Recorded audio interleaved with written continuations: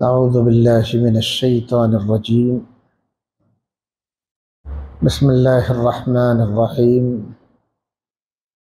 اقم الصلاة لدلوک الشمس الى غسق اللیل وقرآن الفجر ان قرآن الفجر کان مشہودا سبحان ربک رب العزة عما یصفون وسلام علی المرسلین والحمد للہ رب العالمین۔ اللہ کی طرف سے بندے پر جو چیز ضروری ہے ان میں سب سے پہلے چیز توحید ضروری ہے۔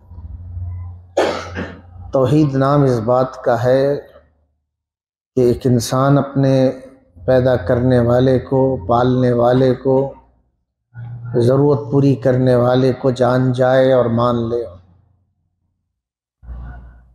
جس انسان کو یہ دولت نصیب ہو جاتی ہے کہ اسے رب کا پتہ چل جاتا ہے اور یقین ہو جاتا ہے میرا اللہ ہے،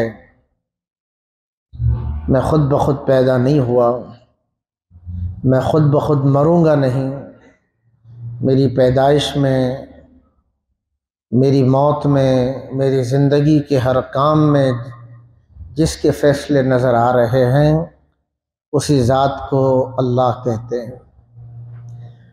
جب کوئی انسان اپنے مالک کو مان لے تو اس کے ذمے دوسری چیز نماز آتی ہے۔ یہ نماز کیا ہے؟ نماز اپنے مالک کا شکریہ ہے دن میں 5 مرتبہ کہ جو رب، جو مالک مجھے کھلا رہا ہے، پلا رہا ہے، صبح سے شام تک میری ہر ضرورت پوری کر رہا ہے، مجھے ہر پریشانی سے بچا رہا ہے، ہر آفت و بلا سے حفاظت کر رہا ہے، اس کا مجھے شکر ادا کرنا۔ یہ نماز ایک گویا بندے کا شکریہ ہے، اور روزانہ یہ 5 مرتبہ اللہ تعالیٰ کے پاس ایک بندہ شکریہ ادا کرتا ہے۔ یہ جو فرض نمازیں ہیں وہ 5 ہیں، اور وہ 5 میں بھی خاص اس کی رکعتیں ہیں۔ فجر میں جو فرض رکعتیں ہیں وہ 2 ہیں، ظہر میں جو فرض رکعتیں ہیں وہ 4 ہیں، عصر میں بھی 4 ہیں، مغرب میں جو فرض رکعتیں ہیں وہ 3 ہیں، اور عشاء میں 4 رکعتیں۔ فقہائے اسلام نے وتر کی نماز کو واجب قرار دے کر بتایا کہ یہ بھی ایک فرض کے مانند ہے۔ یہ جتنی رکعتیں بتائی گئی یہ اللہ کی طرف سے رسول اللہ کو بتایا گیا، اور رسول اللہ کے ذریعے ہم تک یہ میسج آیا کہ نمازیں اتنی رکعتیں دن میں فرض رکعتیں پڑھنا ضروری ہے۔ ان فرض نمازوں کو تو ہر مسلمان کو ادا کرنا ہی ہے۔ ان فرض نمازوں کے علاوہ بھی اللہ تعالیٰ نے ہمارے نبی کے ذریعے کچھ امت کو نمازیں دی۔ ان ساری نمازوں کو عربی زبان میں نوافل کہا جاتا ہے۔ فرض کے علاوہ جو کچھ ہے وہ سب نوافل۔ نفل کے معنی ہے زائد کے، فرض کے معنی ہے ضروری کے۔ جو ضروری چیز ہے وہ اللہ نے رسول اللہ کے ذریعے ہمیں بتا دی، اور رسول اللہ بھی اس کا اہتمام فرماتے تھے۔ فرض کے علاوہ جو ہیں وہ نوافل ہیں، البتہ ان نوافل میں کچھ نمازوں کا اہتمام رسول اللہ بڑی تاکید سے فرماتے تھے، اور کچھ کو تاکید سے نہیں فرماتے تھے۔ جن نمازوں کا اہتمام ہمارے نبی بڑی اہتمام سے فرماتے تھے وہ سنت مؤکدہ کہلاتے۔ اب نوافل میں ہیں تو سب نوافل، مگر ان نوافل میں جو اہم ترین نمازیں ہیں ان کو سنن مؤکدہ یا سنت مؤکدہ کہا جاتا ہے۔ جب یہ نماز فرض ہوئی تھی صحابہ اتنے خوش ہوئے تھے کہ ہمیں ایک موقع مل گیا کہ ہم روزانہ اپنے رب سے قریب ہو سکتے ہیں۔ اور حدیث پاک میں بھی ہے کہ ایک بندہ نماز میں سجدے کی حالت میں اللہ سے جتنا قریب ہوتا ہے وہ قرب کی حالت اور موقع پر نصیب نہیں ہوتی۔ ہمیں اس کا کوئی اندازہ نہیں کہ ہم سب سجدہ کرتے ہیں، ہماری پیشانی غلام کی طرح زمین پر ٹکی رہتی ہے۔ یہ منظر اگر ہم کھڑے ہو کر دیکھیں گے اور اس پر سوچیں گے کہ یہ جو منظر ہے کہ 100 لوگ ایک ساتھ سجدہ ریز ہیں، اللہ تعالیٰ کو بہت پیار آتا ہے یہ منظر دیکھ کر کے، اور یہ منظر دیکھ کر کے بھی کہ ایک آدمی اکیلے میں بھی سر جھکائے ہوئے ہے اور پیشانی زمین پر رکھے ہوئے، تو ہمیں فرائض کے ساتھ سنتوں کا بھی اہتمام کرنے کا ارادہ کرنا ہوگا۔ البتہ ہمارے نبی نے ان کی تعلیم دیتے ہوئے یہ بھی بتا دیا کہ جو آدمی سنت مؤکدہ کی پابندی کرے گا اس کو بہت سارے فضائل حاصل ہو۔ جیسے ایک فضیلت حدیث کی کتابوں میں جامع ترمذی کی یہ روایت ہے، من صلی فی یوم و لیلۃ 12 رکعۃ بنی لہ بیت فی الجنۃ، جو آدمی ایک دن میں 12 رکعتیں پڑھے گا، یہ 12 رکعتیں فرض کے علاوہ، جو مسلمان دن میں 12 رکعتیں پڑھے گا اس کے لیے جنت میں محل بنایا جائے۔ اب اندازہ کرو روزانہ 12 رکعتیں پڑھتے جائیں گے، ایک سال تک اگر یہ 12 رکعتیں ہو جائیں تو 360 محل ویسے بھی تیار ہو، اور 10 سال میں ہم نے اگر پابندی کر لی 3500 محل تو ویسے بھی جنت میں تیار ہو، اور اگر 50 سال کی عمر ہے ہمارے محل جنت میں کتنے بنیں گے، جامع ترمذی کی اس حدیث سے اندازہ کیا جا سکتا۔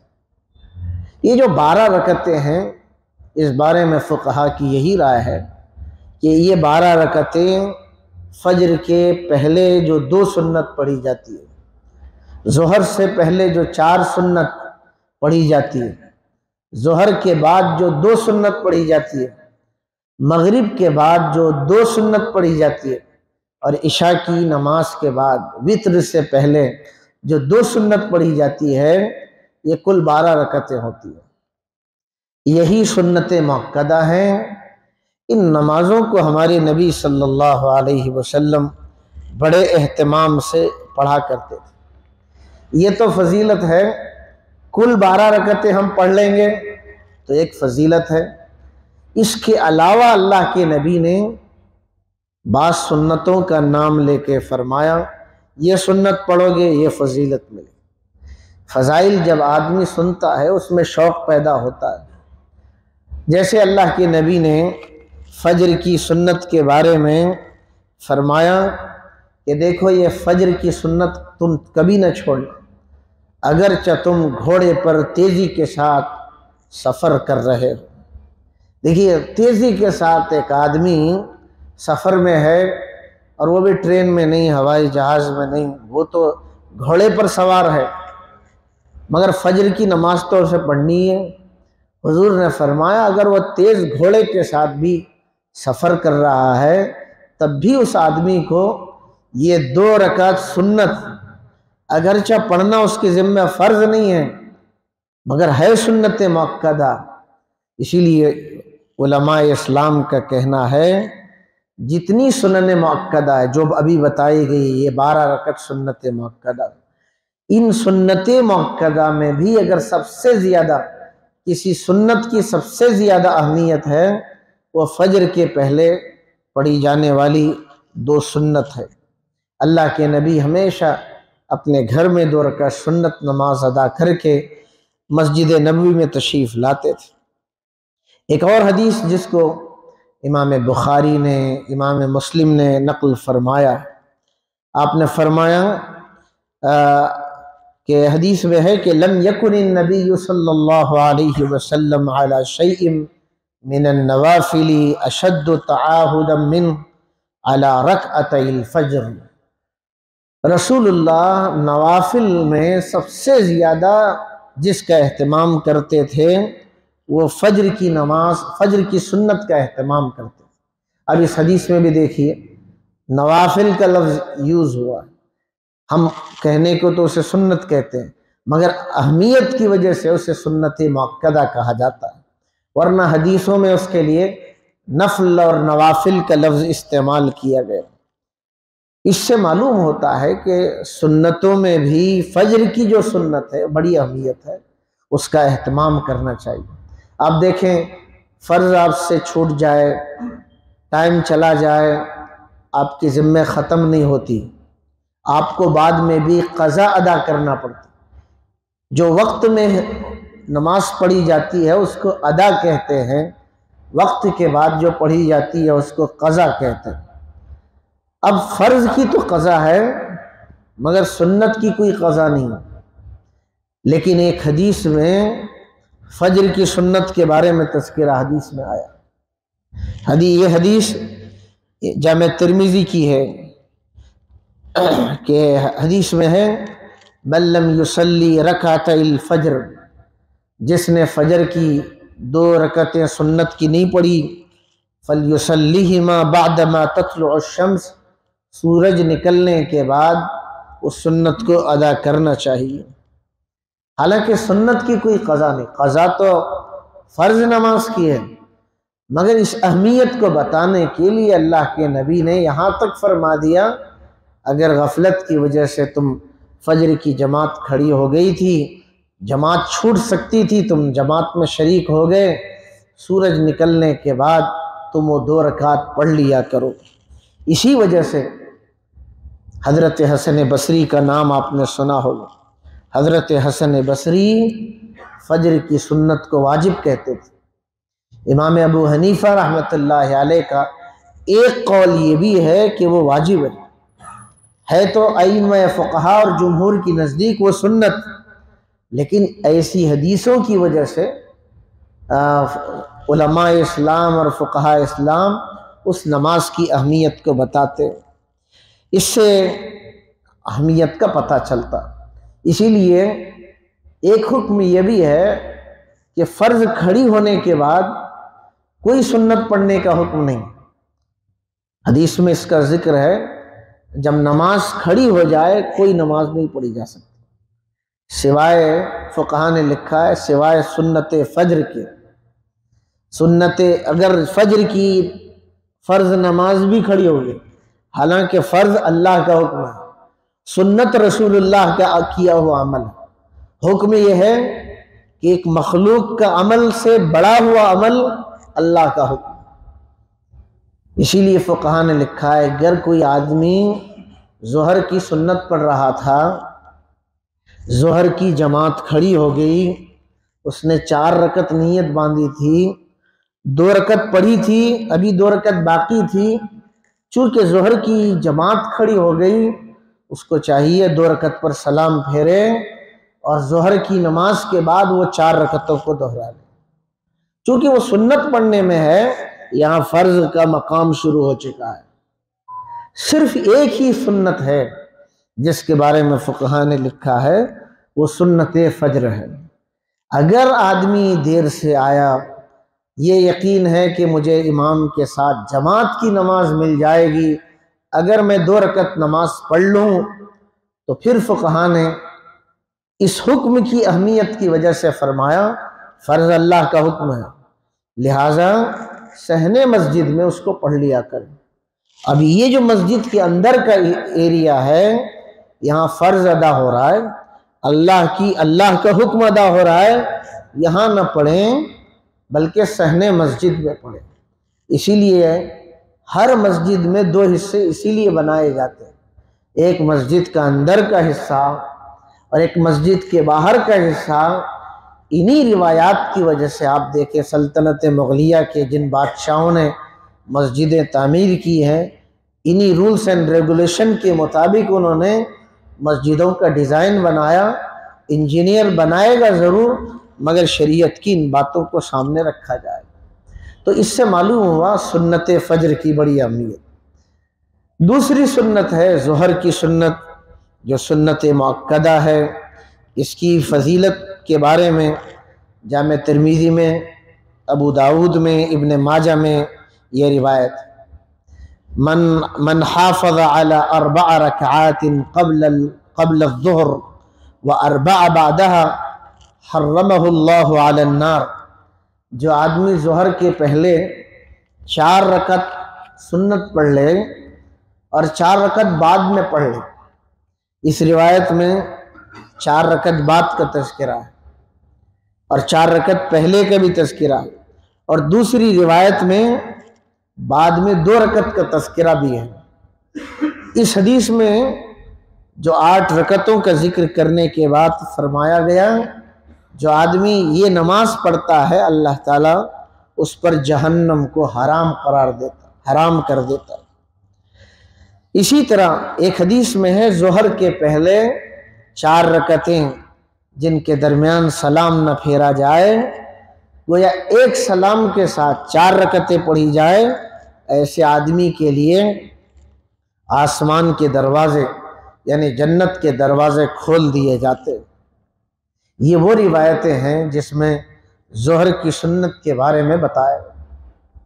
تیسری ایک سنت ہے جو مؤکدہ نہیں ہے، غیر مؤکدہ ہے، یعنی عصر کے پہلے جو 4 سنتیں پڑھی جاتی ہیں وہ مؤکدہ نہیں ہے، حضور کبھی پڑھ بھی لیتے تھے اور کبھی چھوڑ بھی دیا کرتے تھے، اسی لیے اس کو غیر مؤکدہ شمار کیا گیا۔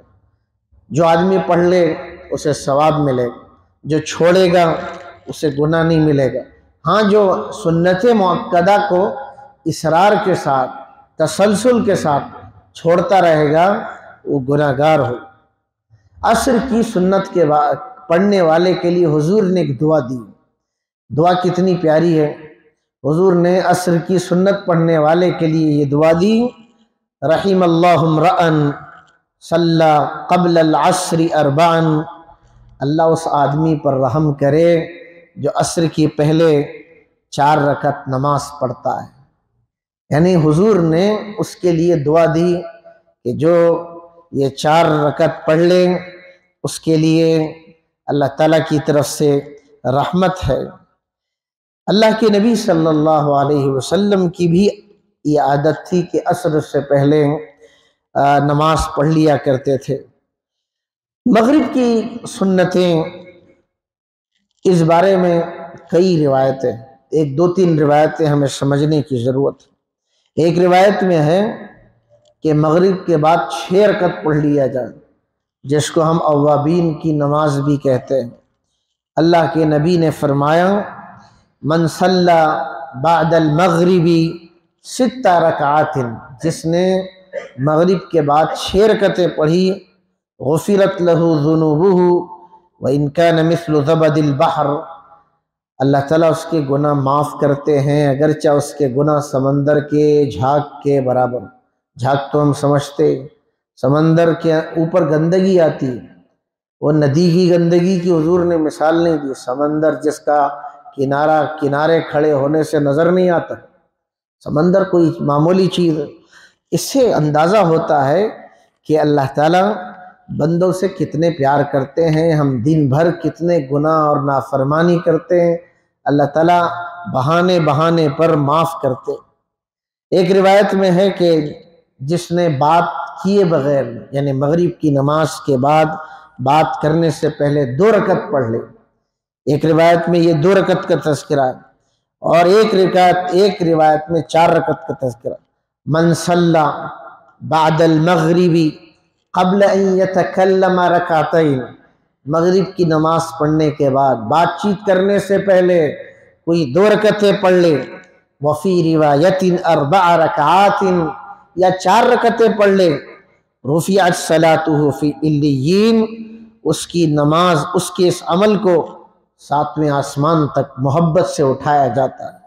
یعنی اس آدمی نے مغرب کے بعد کی 2 سنت پڑھ لی، یا اپنی طاقت کے مطابق 4 پڑھ لی، یا اپنی طاقت کے مطابق 6 پڑھ لیا، اللہ تعالیٰ اس کے عمل کو اٹھا لیتے ہیں اور آسمان کی طرف اس کا عمل لیا جاتا ہے۔ اسی طرح سب سے اخیر میں دن بھر کی نمازوں میں جو اخیر میں نماز پڑھی جاتی ہے وہ عشاء کی نماز ہے۔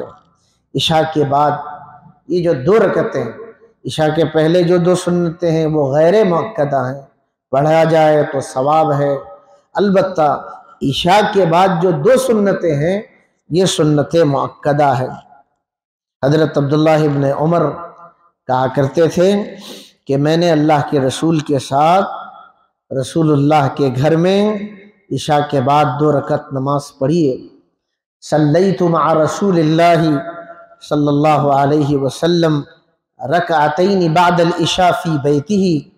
اس روایت کو امام بخاری نے، امام مسلم نے نقل فرمایا۔ تو عشاء کے بعد وتر سے پہلے جو 2 سنتیں پڑھی جاتی ہیں اس کا بھی بڑا اہتمام ہے، تو یہ سنت مؤکدہ میں داخل ہے۔ جب بھی حضرت عائشہ کے یہاں ہمارے نبی تشریف لے جاتے 4 رکعت یا 6 رکعت ضرور پڑھا کرتے تھے۔ ایک حدیث میں ہے کہ اللہ کے نبی صلی اللہ علیہ وسلم عشاء کے بعد 2 سنتوں کا اہتمام کرتے تھے۔ اسی وجہ سے جمہور فقہا کے نزدیک عشاء کی نماز کے بعد کی یہ 2 رکعتیں بڑی اہمیت رکھتی ہیں۔ آج کل جس دور سے ہم گزر رہے ہیں یہ دور بڑا تیزی سے بدل رہا ہے۔ پہلے لوگ نماز پڑھتے تھے اور نماز جو بھی پڑھتے تھے اطمینان سے پڑھتے تھے، اور نماز پڑھنے والے بھی آگے پیچھے کی سنتوں کا لحاظ رکھتے تھے۔ آدمی اتنا مصروف ہو گیا یا انسان نے خود اپنے آپ کو اتنا مصروف کر لیا کہ فرض کو بھی اب وہ لیٹ آنے لگا، 1 رکعت ہو جاتی ہے۔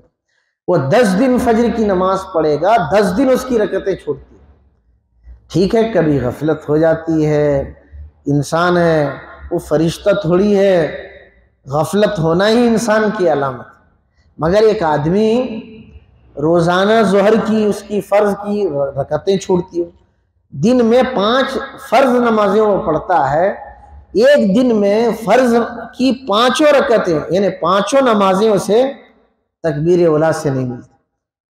سنتوں تو دور کی بات، جو لوگ اس وقت نماز کا اہتمام کر رہے ہیں، ہمارا یہ حال ہے کہ سنتیں آپ الگ سے رکھیے، لیکن فرض کا یہ حال ہے جو لوگ نماز نہیں پڑھ رہے ہیں ان کی ایک بڑی تعداد ہے۔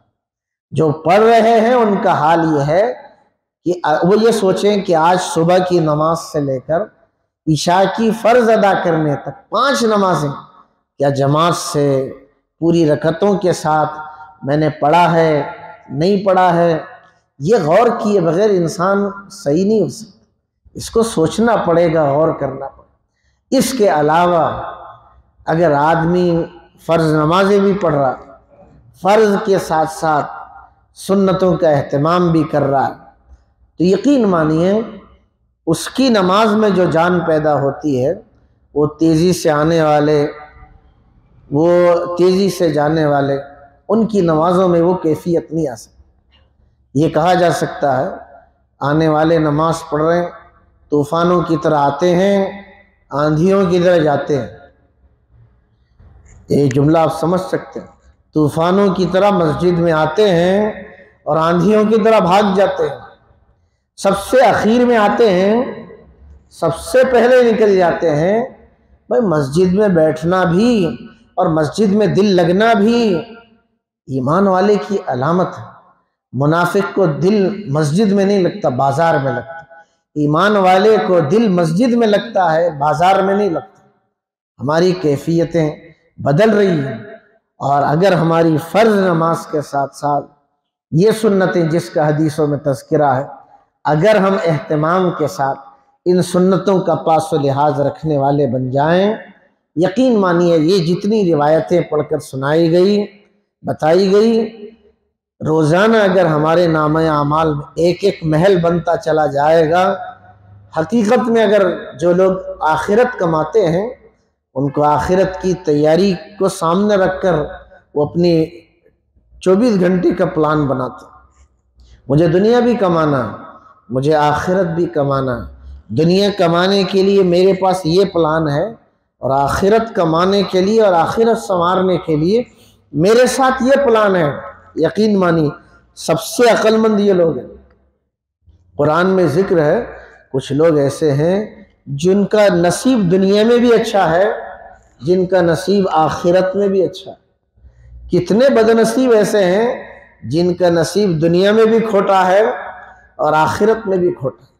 آپ اندازہ کریں کہ اگر ہم دنیا میں دنیا کی دولتوں سے عزتوں سے محروم ہو جائیں اور آخرت میں بھی آخرت کی کامیابیوں سے محروم ہو جائے، اس سے بڑی ناکامی اور کیا ہو سکتا؟ خسر الدنیا والآخرہ، اس آدمی کی دنیا بھی لٹ گئی اور آخرت بھی برباد ہو۔ یہ ساری باتیں ہمیں عمل کرنے کی ہے، اللہ ہمیں عمل کی توفیق عطا فرمائے۔ اللہم لک الحمد ولک الشکر، اللہم صلی وسلم دائما علی سیدنا محمد وعلی آل سیدنا محمد وبارک وسلم۔ اللہم انت السلام ومنک السلام، تبارکت ربنا وتعالیت یا ذا الجلال والاکرام۔ اے اللہ ہمیں نیک بنا دے، اچھوں کی صحبت عطا فرما دے، ہماری زندگی کو بدل دے، ہماری غفلت کو دور کر دے۔ اے اللہ ہمیں زندگی کے مقصد کو یاد رکھنے اور یاد رکھ کر کے 24 گھنٹے وقت گزارنے کی توفیق عطا فرما۔ اے اللہ نہ جانے زندگی کی آخری رات اور آخری دن کون سا ہے، ہم میں سے کسی کو خبر نہیں۔ اس دنیا سے